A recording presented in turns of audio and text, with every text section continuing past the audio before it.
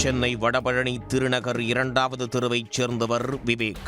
மனைவி மற்றும் பிள்ளைகளோடு வசித்து வந்திருக்கிறார். இவரது வீட்டின் சாவிகளில் ஒன்று கடந்த ஜூன் மாதம் காணாமல் போய்விட்டது. ஆனால் அதை விவேக் பெரிதாக எடுத்துக் கொள்ளவில்லை. இந்த நிலையில் கடந்த 5ஆம் தேதி வீட்டில் வரலட்சுமி பூஜை செய்வதற்கு பீரோவில் வைத்திருந்த நகைகளை விவேக் எடுப்பதற்காக சென்றிருக்கிறார். அப்போது நகைகள் மாயமாகியிருப்பதைக் கண்டு அதிர்ச்சியடைந்தார். இது தொடர்பாக விவேக் வடபழனி காவல் நிலையத்தில் புகார் அளித்திருக்கிறார். முதற்கட்டமாக போலீசார் விவேக் வீட்டின் அருகே பொருத்தப்பட்டிருந்த சிசிடிவி கேமரா காட்சிகளை கைப்பற்றி ஆய்வு செய்துள்ளனர். அப்போது விவேக் வீட்டை பூட்டிவிட்டு குடும்பத்தோடு வெளியில் சென்ற பிறகு பெண் ஒருவர் பூட்டியுள்ள வீட்டை சாவியால் திறந்து உள்ளே செல்வதும் பிறகு சிறிது நேரம் கழித்து வெளியே வரும் காட்சிகள் போலீசாருக்கு கிடைத்திருக்கிறது.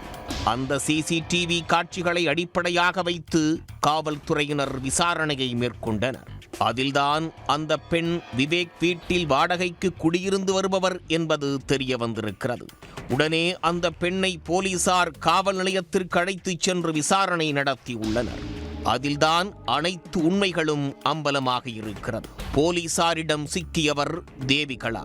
44 வயதான இவர் சில வருடங்களுக்கு முன்பு விவேக் வீட்டில் வாடகைக்கு குடிவந்திருக்கிறார். ஹவுஸ் ஓனர் என்பதையும் தாண்டி விவேக்கின் குடும்பத்தோடு நெருங்கி பழகியிருக்கிறார் தேவிகலா. வீட்டில் எங்கு பணம் நகை வைக்கிறார்கள், சாவி எங்கு உள்ளது போன்றவற்றை தேவிகலா நோட்டமிட்டு வந்துள்ளார்.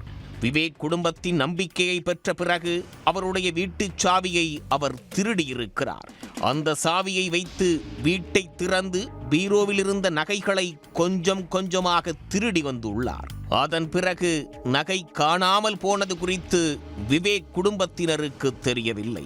இதனால் 2வது முறையாக மீண்டும் வீட்டை திறந்து பீரோவில் இருந்த நகைகளை திருடியிருக்கிறார். அப்போதும் விவேக் நகை காணாமல் போனதை கண்டுபிடிக்கவில்லை.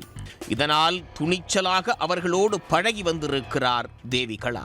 போலீசாரின் விசாரணையில் தங்க கம்மல், மோதிரம், பிரேஸ்லெட் உள்ளிட்ட 28 கிராம் தங்க நகைகளும் 1 ஜோடி வெள்ளி கொலுசு மற்றும் 10,000 ரூபாய் பணம் காணாமல் போயிருப்பது தெரிய வந்துள்ளது.